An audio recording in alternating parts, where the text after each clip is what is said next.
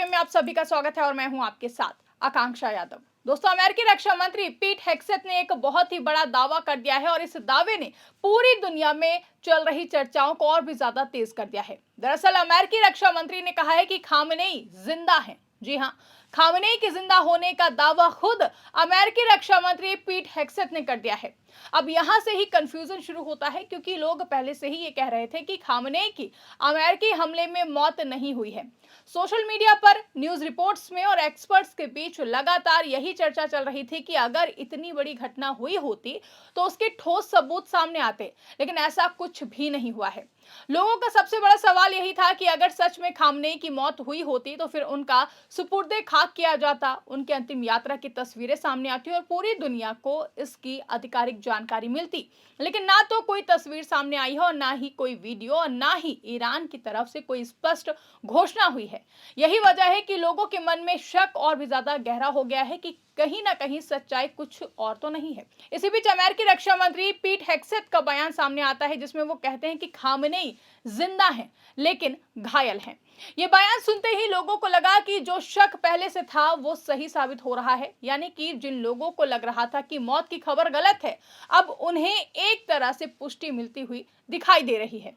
लेकिन दोस्तों, यहाँ पर एक बहुत ही जरूरी बात समझनी होगी जो इस पूरी कहानी का सबसे अहम हिस्सा है। तो आपको बता दें कि अमेरिका के रक्षा मंत्री ने जिस खामनेई का जिक्र किया है वो अयतुल्ला अली खामनेई नहीं बल्कि उनके बेटे मोज्तबा खामनेई है। यानी जो बयान दिया गया है वो मोज्तबा खामनेई को लेकर है, ना कि ईरान के सुप्रीम लीडर अयतुल्ला अली खामनेई को लेकर।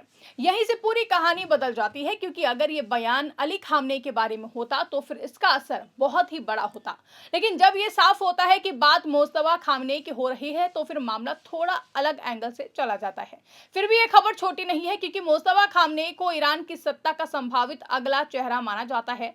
तो अमेरिकी रक्षा सचिव पीट हेग्सेथ ने जो दावा किया है वो भी आपको बता दें। तो पीट हेग्सेथ ने दावा किया है कि ईरान के सर्वोच्च नेता खामनेई के घायल होने का अनुमान है। फिलहाल वो जीवित हैं। आज सत्ता की आंखों में आंखें डालकर पत्रकारिता करना मुश्किल हो गया है। हमारे 4 PM नेशनल यूट्यूब और फेसबुक चैनल को, जिसे आपका प्यार और विश्वास हमेशा से मिलता रहा है, उसे बंद करके सरकार ने यह साबित कर दिया है कि वो आपके सवालों से कितना डरती है। मुश्किल दौर है, लेकिन हम ना रुके थे और ना ही रुकेंगे। हम सच के लिए हमेशा लड़ते रहेंगे। ऐसे में 4 PM यूपी को ज्यादा से ज्यादा ज्वाइन करें और स्वतंत्र पत्रकारिता को जिंदा रखने के लिए जितना हो सके उतना हमारा आर्थिक सहयोग करें। आपके सहयोग से ये जंग हम जीत कर रहेंगे। अमेरिकी रक्षा सचिव ने यह बयान एक ज्वाइंट प्रेस कॉन्फ्रेंस के दौरान गुरुवार को दिया है। वहीं इससे पहले खबर आई थी कि ईरान के नए सुप्रीम लीडर मोज्तबा खामनेई अभी भी चेहरे और पैरों में लगी चोट से उभर रहे हैं।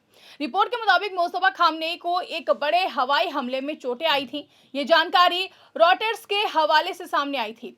कहा गया कि इस हमले में उनके चेहरे पर गंभीर चोट लगी और उनके दोनों पैरों में भी काफी ज्यादा नुकसान हुआ। हालांकि उनके करीबियों ने यह भी कहा है कि मानसिक रूप से वो पूरी तरीके से फिट हैं और हालात को समझने और फैसले लेने की स्थिति में है। अब अगर हम इस पूरी स्थिति को थोड़ा गहराई से समझें तो यहाँ दो अलग अलग बातें एक साथ चल रही हैं।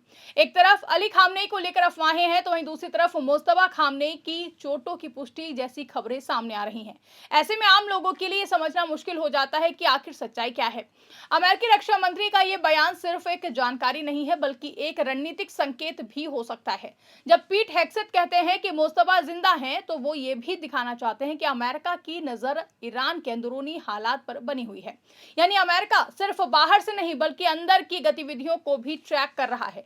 इस प्रेस कॉन्फ्रेंस में एक और बड़ी बात कही गई है जो इस पूरे मामले को और भी ज्यादा गंभीर बना देती है।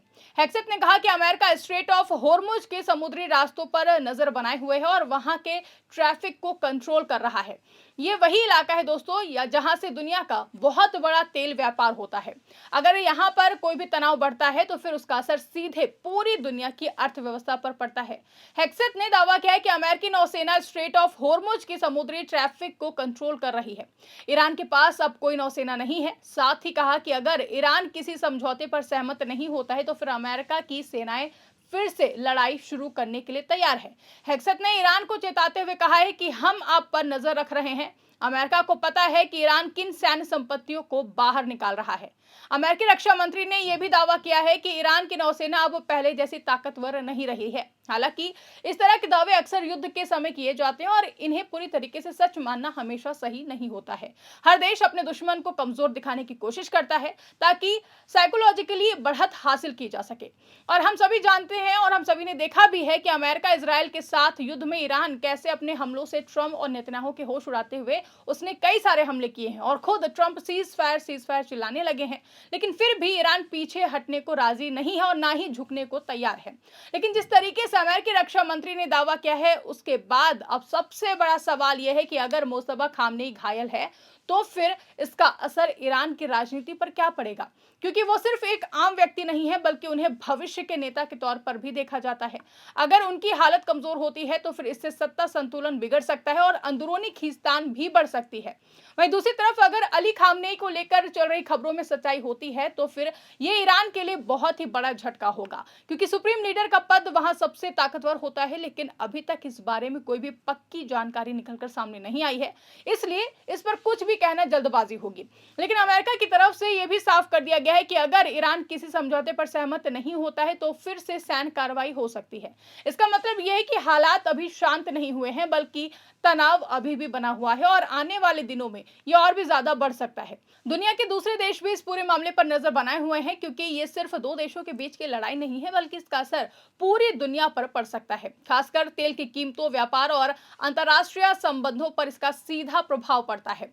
अब अगर हम पूरी कहानी को एक लाइन में समझे तो फिर इतना जरूर कहा जा सकता है कि अभी तक जो बातें अफवाह लग रही थी उनमें कुछ सच्चाई के संकेत मिल रहे हैं, लेकिन पूरी तस्वीर अभी भी साफ नहीं है। सबसे अहम बात यह है कि मुस्तफा खामनेई जिंदा हैं और घायल हैं, जैसा कि अमेरिका के रक्षा मंत्री ने खुद ही दावा किया है, लेकिन अली खामनेई को लेकर स्थिति अभी भी पूरी तरीके से साफ नहीं है। ऐसे हालातों में सवाल उठ रहे हैं कि क्या अमेरिका ईरान के साथ सीजफायर कराने के लिए इस तरह के बयान दे रहा है या फिर उसके इस बयान के पीछे उसकी कोई और बड़ी रणनीति है। इस सवाल के जवाब में और इस पूरी रिपोर्ट पर आपकी क्या राय है, कमेंट करके हमें जरूर बताइएगा।